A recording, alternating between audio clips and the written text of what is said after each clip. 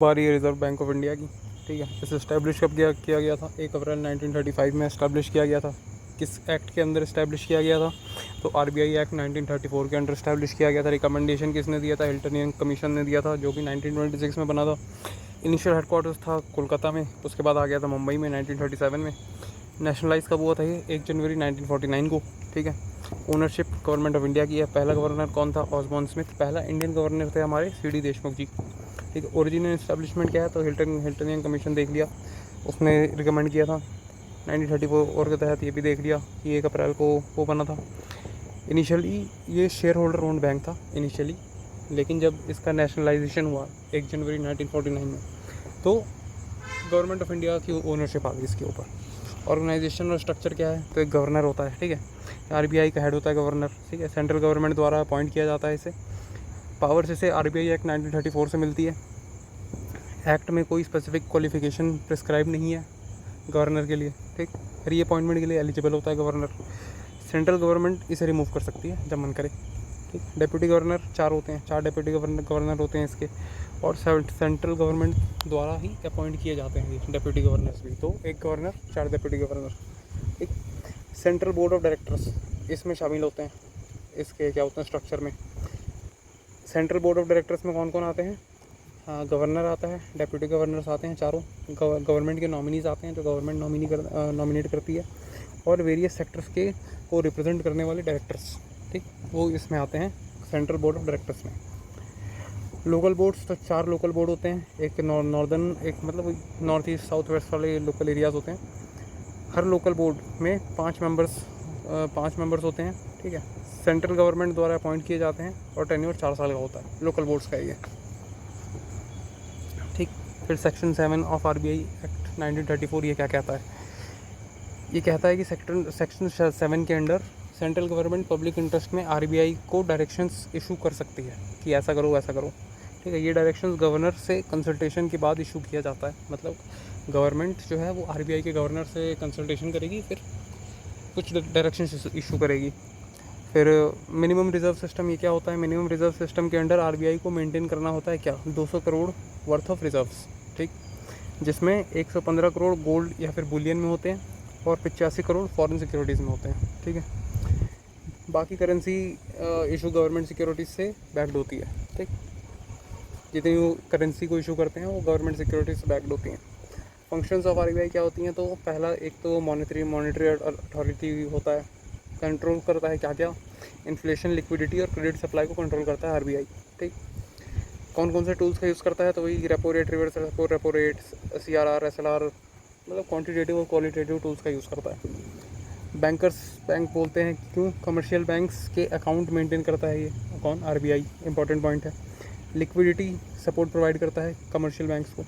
Lender of the last resort के रूप में काम करता है ये, ठीक है। बैंकर टू द गवर्नमेंट के अकाउंट्स मेंटेन करता है, ठीक है। तो दो कौन कौन से इंपॉर्टेंट पॉइंट हुए? कमर्शियल बैंक्स के अकाउंट मेंटेन करता है, और गवर्नमेंट की भी अकाउंट मेंटेन करता है। पब्लिक डेट मैनेज करता है, और ways and means advances WM provide करता है। ये क्या होता है? गवर्नमेंट की शॉर्ट टर्म फाइनेंशियल नीड्स को मीट करने के लिए, ठीक, मतलब एक तरीके से गवर्नमेंट को लोन प्रोवाइड कर रहा है शॉर्ट टर्म बेसिस पे। करेंसी इशूइंग अथॉरिटी, ठीक है। सभी करेंसी इशू करता है आरबीआई एक्सेप्ट 1 रुपये का नोट, जो कि मिनिस्ट्री ऑफ फाइनेंस इशू करती है, और कॉइन्स भी मिनिस्ट्री ऑफ फाइनेंस इशू करती है। कॉइनेज एक्ट 2011 के तहत मिनिस्ट्री ऑफ फाइनेंस को कॉइन्स इशू करने की पावर दी गई थी। फिर कस्टोडियन ऑफ फॉरेक्स रिजर्व होता है आरबीआई, ठीक है। फॉरेन एक्सचेंज रिजर्व्स को मैनेज करता है ये। FEMA, foreign exchange management act के तहत 1999 के तहत ये फॉरेक्स रिजर्व्स को एडमिनिस्टर करता है। रेगुलेटर ऑफ फाइनेंशियल सिस्टम है, ठीक है। रेगुलेट करता है किसको? कमर्शियल बैंक्स को, स्मॉल फाइनेंस बैंक्स को, पेमेंट्स बैंक्स को, NBFCs को, ठीक, बेसिकली सारे बैंक्स को, ठीक। फिर payment and settlement authority regulate करता है क्या क्या? RTGS, NEFT, UPI, IMPS, ठीक है। इंपॉर्टेंट आरबीआई पब्लिकेशंस क्या क्या चीज़ें? कुछ पब्लिकेशंस हैं जो आरबीआई इशू करता है एनुअली। कौन सा करता है? Report on trend and progress of banking in India, ठीक। क्वार्टरली वाले 2 हैं, कौन कौन से? कंज्यूमर कॉन्फिडेंस सर्वे और इंडस्ट्रियल आउटलुक सर्वे, ठीक है। हाफ ईयरली वाले 3 हैं, financial stability report, monetary policy report और reports on foreign exchange reserves, ये हाफ ईयरली इशू करता है। ठीक है, बाई मंथली कौन सा है, मॉनेटरी पॉलिसी स्टेटमेंट, ये है बाई मंथली, यानी हर 2 महीने में इशू करता है। ठीक है, इंपॉर्टेंट एक्ट्स कौन से आरबीआई के तहत, तो आरबीआई एक्ट था 1934 में, जिसमें आरबीआई की इस्टेब्लिशमेंट हुई थी और उसे पावर्स दी गई थी। फिर बैंकिंग रेगुलेशंस एक्ट आया था 1949 में, जिसे बैंक्स को रेगुलेट किया गया था। ठीक, फिर payments and settlements system act आया था 2007 में, इसमें क्या था, पेमेंट सिस्टम्स का रेगुलेशन किया गया था। फिर फेमा आया था 1999 में, उससे पहले ही आ गया था 2007 से पहले। फॉरेन एक्सचेंज मैनेजमेंट के लिए आया था फेमा 1999। फिर सरफेसी एक्ट आया था 2002, इसमें क्या था, कोर्ट इंटरवेंशन के बिना एनपीएस की रिकवरी। ठीक है, मतलब एनपीएस क्या है, नॉन परफॉर्मिंग एसेट्स। ठीक है, उनकी रिकवरी बिना कोर्ट के इंटरवेंशन के कर सकता है कौन, गवर्नमेंट या फिर आरबीआई, सरफेसी एक्ट 2002 के तहत। फिर पीएमएलए आया था 2002 में। पीएमएलए क्या है, prevention of money laundering act. ठीक, ये एंटी मनी लॉन्ड्रिंग फ्रेमवर्क के लिए था। ठीक, तो फेमा 1999 में क्या था, ये फेरा फॉरेन एक्सचेंज रेगुलेशन एक्ट 1973 को रिप्लेस करता है। ठीक, फॉरेन एक्सचेंज ट्रांजैक्शंस और करेंसी मूवमेंट्स को रेगुलेट करता है। तो फेरा और फेमा में क्या था डिफरेंस था, फेरा में जो क्या बोलते हैं, क्रिमिनली चार्ज करते थे अगर आपके पास फॉरेन एक्सचेंज मतलब फॉरेन करेंसी या फिर इंडियन करेंसी रह जाती, मतलब ऐसा कुछ था कि फेरा में आपको क्रिमिनली चार्ज किया जाता था, और फेमा में 1999 में वो जिम्मेदारी गवर्नमेंट को दे दी गई। वो बोला कि वो अब क्रिमिनली चार्ज नहीं कर सकते जनता को। ठीक, कमिटीज़ कौन सी हैं आरबीआई से रिलेटेड, तो हिल्टन यंग कमीशन पता ही है, जिसने रिकमेंड किया था आरबीआई को इस्टेब्लिश करने के लिए। फिर सुखामोए कमेटी, ये क्या था, 1985 में बनी थी। इसमें क्या था, इंडिया का मॉनेटरी सिस्टम और आरबीआई की मॉनेटरी पॉलिसी को रिव्यू किया था इसने। ठीक है, किसने, सुखामोए चक्रवर्ती कमेटी ने। फिर नरसिम्हन कमेटी 1 1991 वाली। ठीक, इसमें क्या था, बैंकिंग सेक्टर रिफॉर्म्स थे, एसएलआर सीआरआर रिड्यूस करने के लिए बोला था, फाइनेंशियल लिबरलाइजेशन के लिए था, 1991 में आया था ना, तो एलपीजी रिफॉर्म्स के साथ ही आया था। नरसिम्हन कमेटी 1, इसके चेयरमैन थे एस नरसिम्हन। ठीक,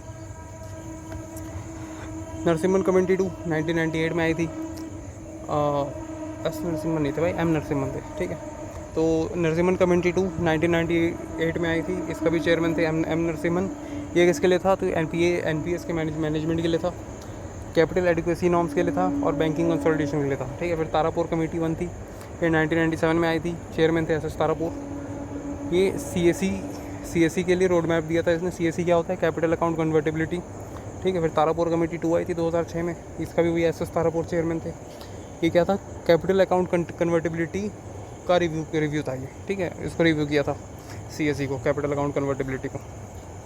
उर्जित पटेल कमेटी 2014 में उर्जित पटेल के अंडर आई थी, मतलब चेयरमैन था उसका। ये इन्फ्लेशन को टारगेट करने के लिए रिकमेंड किया था।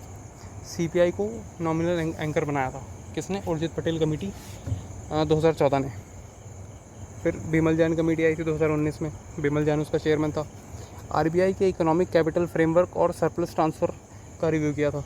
ठीक, फिर मालेगाम कमेटी 2011, ये थोड़ा इंपॉर्टेंट है, इसके चेयरमैन थे एमएच मालेगाम। ये माइक्रो फाइनेंस इंस्टीट्यूशंस की रेगुलेशंस के लिए था। ठीक, मतलब बेसिकली एमएफआईज़ को रेगुलेट मतलब इंट्रोड्यूस किया गया था, रिकमेंड किया गया था मालेगाम कमेटी के द्वारा। तो मालेगाम और माइक्रो फाइनेंस। ठीक, फिर नचिकेत मोर कमेटी 2013 में, नचिकेत मोर उसका चेयरमैन था। ये फाइनेंशियल इंक्लूजन के लिए था, स्मॉल फाइनेंस बैंक्स और पेमेंट्स बैंक्स को रिकमेंड किया था इसने, किसने, नचिकेत मोर कमेटी ने। फिर पीजे नायक कमेटी 2014 में, चेयरमैन थे पीजे नायक। पब्लिक सेक्टर बैंक्स में गवर्नेंस रिफॉर्म सजेस्ट किया था इन्होंने। ठीक, फिर दीपक मोहंती कमेटी 2015 में आई थी, फाइनेंशियल इंक्लूजन के लिए मीडियम टर्म सिक्योरिटी दी थी। फिर उषा थोराट कमेटी, ये थोड़ा इंपॉर्टेंट है, 2010 में आया था, एनबीएफसी रेगुलेशन और फाइनेंशियल इंक्लूजन पर इशूज़ पर रिकमेंडेशंस दी थी। तो एनबीएफसी रेगुलेशंस के लिए कौन था, उषा थोराट कमेटी। फिर एचआर खान कमेटी थी, 2012 में आई थी। ठीक, ये फॉरेन इन्वेस्टमेंट और फॉरेक्स मार्केट की लिबरलाइजेशन को सजेस्ट किया था इसने, किसने, एचआर खान कमेटी है। तो मोस्ट इंपॉर्टेंट कौन से, एक तो हिल्टन यंग हो गया। ठीक है, आरबीआई इस्टेब्लिश करने की रिकमेंडेशन दी थी। आरबीआई एक्ट 1934 के अंडर इस्टेब्लिश हुआ था और 1 अप्रैल को वो हो गया था। फिर नरसिम्हन कमेटी 1 जो आई थी 1991 में, चेयरमैन थे एम नरसिम्हन। ठीक है, इसने रिकमेंड क्या रिकमेंड किया था, सीआरआर और एसएलआर रिड्यूस करने के लिए रिकमेंड किया था। ठीक है, बैंकिंग सेक्टर का लिबरलाइजेशन के लिए रिकमेंड किया था। बैंक्स को ग्रेटर ऑटोनॉमी देने के लिए बोला था, और प्राइवेट सेक्टर बैंक्स की एंट्री अलाउ करी थी। ये सबसे इंपॉर्टेंट पॉइंट है इसका, नरसिम्हन कमेटी 1 का, कि प्राइवेट सेक्टर बैंक्स की एंट्री अलाउ करना। ठीक, 1991 में LPG रिफॉर्म्स हुए थे उसी समय।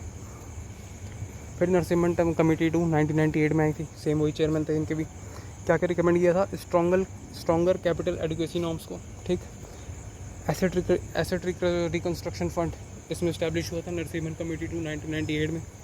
फिर NPA रिडक्शन मेजर्स, या NPA को रिड्यूस करने के लिए मेजर्स लाए गए थे 1998 में नरसिम्हन कमेटी 2 के द्वारा। ठीक, और बैंकिंग मर्जर्स और कंसोलिडेशन, मतलब बैंकिंग मर्जर्स, मतलब बैंक्स को मर्ज वर्ज कर दिया था कुछ, ये उतना इंपॉर्टेंट नहीं है, बस NPA वाला इसमें से इंपॉर्टेंट है। तारापुर कमेटी क्या रिकमेंड किया था? Gradual capital account convertibility of rupee. ठीक, इसमें बस इतना ये रखने वाला है कि तारापुर में क्या था, तारापुर कमेटी ने क्या रिकमेंड किया था? Gradual capital account convertibility CAC of rupee. ठीक, फिर उर्जित पटेल कमेटी 2014 में आई थी, इसमें क्या रिकमेंड किया था? इन्फ्लेशन टारगेटिंग फ्रेमवर्क को रिकमेंड किया था, CPI बेस्ड इन्फ्लेशन मॉनिटरिंग को रिकमेंड किया था। ठीक, और मॉनेटरी पॉलिसी कमेटी MPC को इसने रिकमेंड किया था। ये भी एक इम्पॉर्टेंट पॉइंट है, ये मॉनेटरी पॉलिसी कमेटी होनी चाहिए, ये भी रिकमेंड किसने किया था? उर्जित पटेल कमेटी ने। तो उर्जित पटेल भाई साहब का दो जगह हाथ है, 3 जगह बेसिकली, तीनों इंपॉर्टेंट है कि एक इन्फ्लेशन वाला, एक CPI वाला और एक मॉनेटरी पॉलिसी कमेटी वाला। ठीक है,